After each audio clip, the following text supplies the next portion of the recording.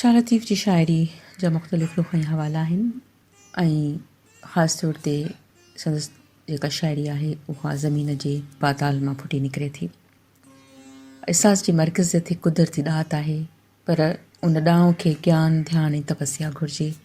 जेको माण्हू इंतिशार खे नथो महसूसु करे, हक़ीक़त इहा आहे त हू सुकून जे मर्कज़ियत ताईं बि नथो पहुची सघे। ऐं इन लाइ शाह अब्दुल लतीफ़ भिटाई फ़रमाए थो त इंसान जे ज़हन जी शफ़ाफ़ियत तमामु ज़रूरी आहे। जेसि ताईं इंसान जो ज़हन ऐं वजूद दुनियावी ख़्वाहिशुनि खां, मनफ़ी सोच खां आजो न आहे, उन वक़्त ताईं हू पंहिंजी मंज़िल नथो पसी सघे।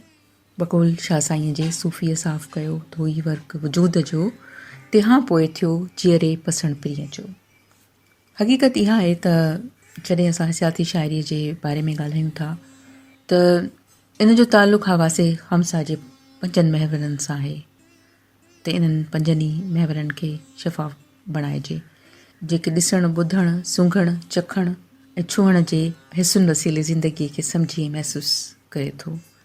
शाह भिटाई जे समूरी शाइरीअ में हवासे ख़म्सा जो बहितरीनु इस्तेमालु थियलु आहे ऐं शाह साईं जा लफ़्ज़ मंज़रनि जी सुहिणी उपटार कनि था। किथे उहे लफ़्ज़ ख़ामोशीअ जो हुस्न पिणु ॿुधनि था त किथे लफ़्ज़ ॻाल्हाईंदे महसूसु थियनि था, जेके पढ़ंदड़नि खे नई दुनिया ॾेखारीनि था ऐं जिन में ज़ाइक़े जी लज़त सुमोयल आहे। इहे लफ़्ज़ दिलि जे गहराइयुनि खे छुई वठनि था ऐं तब्दीलीअ जो तरीक़ेकार शुरू थी वञे थो। शाह लतीफ़ जे शाइराने कमाल में मुशाहिदाती सगत तर्ज़ीअ जो हुनुर शामिल आहे। हर शेर में ध्यानु छकाईंदड़ कशिश महसूसु थिए थी, छो त इहे ख़्याल ज़मीन जी धरतीअ जी कशिश में वेढ़ियल आहिनि। हर शेर हसियाती सूंहं सां भरपूर आहे। संदसि हिकु शेर में हू ॿुधाए थो त महबूब जे चहिरे जा तिर सितारनि जियां झरकनि था ऐं उन प्रीतम बिना रातियुनि जी सूंहं बेअसर आहे। हिन शेर में पिणु तस्वुराती तमसीलूं दिलि लुभाईंदड़ आहिनि ऐं राति जी सांत में महबूब जो तसवुरु वधीक नुमायां थी वञे थो। जुदाई जी छिक में शाइर जो समूरियूं हिसूं तेज़ तर थी वञनि थियूं। दर हक़ीक़त तकलीफ़, जुदाई या पीड़ा अहसास खे शफ़ाफ़ बणाइनि थियूं ऐं दर्द भोॻींदड़ दिलि ज़रख़ेज़ मिटीअ जा नर्म ऐं लाभाइती थिए थी। तकलीफ़ जे ॼर में पिॼरंदड़ दिलि ही बि इंसान जी तकलीफ़ जो अहसासु करे थी। ॾुख ऐं तकलीफ़ुनि ऐं अहसास में कमी न हुजे त इंसान जे करे हिक ॿिए खां गाफ़िल थी वञनि। सदन शेर आहे त उथियारी उथी विया मंझां मूं आज़ार, हबीबई हणी विया पीड़ा जी पचार, तबीबन तंवार हॾ न वणे हाणे मूं। शाह जी शाइरी में फ़क़ति ज़ाती ॾुख जो वर्जाउ न आहे, बल्कि ज़िंदगीअ जो तत्व आहे। तकलीफ़ इंसानी ज़िंदगी लाइ अणटर आहे। इहे ॾुख न फ़क़ति इंसान जे हवासे ख़म्सा खे मुतहरिक बणाइनि था, बल्कि 6 हिस खे पिणु उजाड़नि था, जंहिंखे असां 6 सेंस चऊं था, जंहिंखे इंट्यूशन बि चयो थो वञे। इहो वजदानी कैफ़ियत जो कमाल आहे। सेंस ऑफ साइट जंहिंखे चइजे थो, ॾिसण जी हिस या बसीरत जंहिंखे असां चऊं था। ऐं क़दीम ॾाह बि चवंदा रहिया आहिनि त सूफ़ी ऐं योगी वधि में वधि फितरत जे वेझो रहंदा हुआ, छो त फितरत तवानाई जी लहरुनि सां भरपूर आहे। इहे दरिया, धरती, पहाड़, सावक, चंड, सिज ऐं सितारा न फ़क़ति कीमियाई असर रखनि था, बल्कि इंसान जी तख़लीक़ी सलाहियतुनि जी ओसर पिणु कनि था। फितरत जो तामीरी रुख़ असांखे रूहानियत जी रमज़ सां वाक़िफ़ कराए थो ऐं इहो ई पैगाम हज़रत शाह अब्दुल लतीफ़ भिटाई जो आहे, छो त इन्हनि ई मंज़रनि में लिकल इल्हामी पैगाम हुन महसूसु करे वरितो ऐं उन जे बारे में सिंध वासियुनि खे आगाह कयईं। भिटाई सैरो सियाहत में मसरूफ़ रहियो सफ़र ऐं खोजना मुशाहिदो वधाइनि था ऐं इंसान जी ज़हनी इंतिशार खे यकसुई अता कनि था। ऐं जदीद दुनिया में अॼु मेडिटेशन जी ॻाल्हि कई थी वञे या यकसुई जी ॻाल्हि कई थी वञे या विजदानी कैफ़ियतुनि जी ॻाल्हि कई थी वञे, त हक़ीक़त में इहे कैफ़ियतूं फितरत खां ई इंसान खे मिलनि थियूं, फितरत जे मुशाहिदे सां उनखे अदा थियनि थियूं।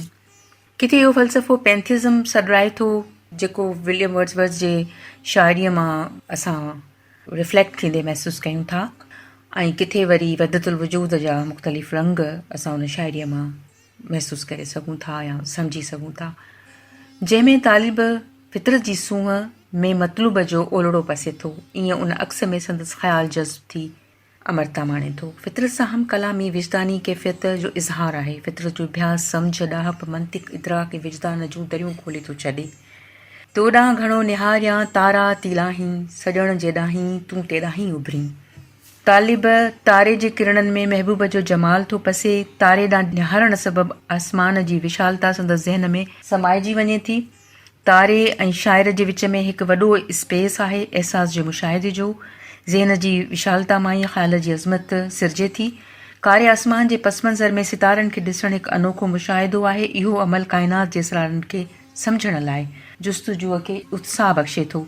शाह जो ख़ूबसूरत उसलूब पिणु नज़र जे हुस्न जो कमाल आहे। इहो मुशाहिदाती सघ जो इदराक आहे जेको लफ़्ज़नि जी कारगिरी जो जवाज़ मुहैया करे थो।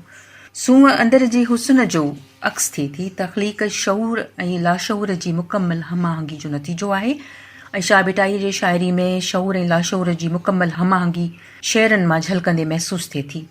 मुशाहिदो शऊरी वार्ता आहे जॾहिं त शेर जो सिरजणु लाशऊरी अमल आहे ऐं हाल जे लम्हनि में समूरा मुशाहिदा लाशऊर में महफ़ूज़ थी वञनि था या लाशऊर जी सघ आहे त ज़हन जी कुंड में महफ़ूज़ थियल उन तासुर खे ॻोल्हे खेसि इज़हार जो ॾांहुं वता करे जंहिं लाइ शऊर ऐं लाशऊर में सुठो राब्तो हुअणु घुरिजे। ऐं इहो ई सबबु आहे त शाह अब्दुल लतीफ़ भिटाईअ जी विजदानी शाइरी लाशऊर जे इसरारनि खे महारत सां बयानु करे थी। इहो लाशऊर जेको हिकु वहदत बणिजी उभिरे थो लाफ़ानी आहे। इन करे सूफ़ियुनि जे मज़ारनि में फितरी तवानई सां भरपूर आहिनि ऐं ख़ासि तौर ते शाह अब्दुल लतीफ़ भिटाईअ जे मज़ार ते परे परे खां संदसि हुब में पांथियाड़ा गॾिजनि था ऐं संदसि शाइरीअ खां ऐं संदसि जेको ख़ितो आहे उन मां जेके उहे लहरूं संदसि फ़िक्र जूं फुटी निकिरनि थियूं उन मां लाभ हासिलु कनि था। शाह साईं जी शाइरीअ में सूंघण ऐं चखण जे हुस जो इज़हार भरपूर नमूने थियल आहे। ज़ाइक़े जो सवादु महसूसु करणु ऐं फितरी हुगाव खे पंहिंजे अंदरि ओटण वारियूं ॿई हिसूं पाण में जुड़ियल आहिनि जेके रेप्टिलियन ब्रेन सां तारुक़ रखनि थियूं। ज़हन जे इन हिसे जी ज़बान तस्वुराती तमसीलूं आहिनि। साॻीअ रीति रेप्टिलियन ब्रेन लाशऊर जो हिसो थिए थो। इन खां सवाइ ॿाहिरे माहौल मां तहरुक वठी इज़हार लाइ उत्साहे थो। इज़हार जेको इबादत इदराक ॾाहप विजदान ऐं अहिड़ियुनि ॿियनि कुदरती सलाहियतुनि सां जुड़ियल आहे। शाह अब्दुल लतीफ़ भिटाईअ जी समूरी शाइरीअ में जेके मुख़्तलिफ़ मंज़र आहिनि दरिया आहिनि समुंड आहिनि बरसाति जा मंज़र आहिनि मिटी ऐं ॿूटनि जी ऐं दरियाहनि जी जड़नि मां जेका ख़ुशबू थी अचे उन ख़ुशबू जो जेको ॻाढ़ापो आहे उनखे भिटाई तमामु ख़ूबसूरत तरीक़े सां पंहिंजी शाइरीअ में समोयो आहे। ऐं हक़ीक़त इहा आहे त जेका सूफ़ी शाइरी आहे उहा लोक ॾाहप जो मेड़ थिए थी ऐं शाह अब्दुल लतीफ़ भिटाई जी शाइरीअ में जेका लोक सम्झ ऐं लोक ॾाहप आहे उहा जॾहिं असां उन जो मुतालियो कयूं था त असांजी आम पढ़ंदड़ जी जेका हिसियाती सघ आहे उहा इंतिहाई मुतहरिक थी वञे थी। मां सम्झां थी त हीउ जेको शाह अब्दुल लतीफ़ भिटाई जो पैगाम आहे जेको शाह जो रिसालो असां वटि आहे जेको असां मुंहिंजा मुकमल तौर ते पढ़ी सम्झी हीअं असां हंडाए न सघिया आहियूं उनखे असांखे दिलि जे गहराइयुनि सां पढ़णु घुरिजे उन ते अमल करणु घुरिजे। ऐं हिकु वॾो पैगाम असां वटि हज़रत शाह अब्दुल लतीफ़ भिटाई छॾे विया आहिनि ऐं इन पैगाम ते असांखे अमल करणु घुरिजे। उहा ई सच सूंहं ऐं शफ़ाफ़ियत ज़हनी शफ़ाफ़ियत ऐं अंदर जे उजाड़ण जी जेका शाह अब्दुल लतीफ़ भिटाई ॻाल्हि कई असांखे बि उहा ई शफ़ाफ़ियत पंहिंजी ज़िंदगीअ में शामिलु करणु घुरिजे।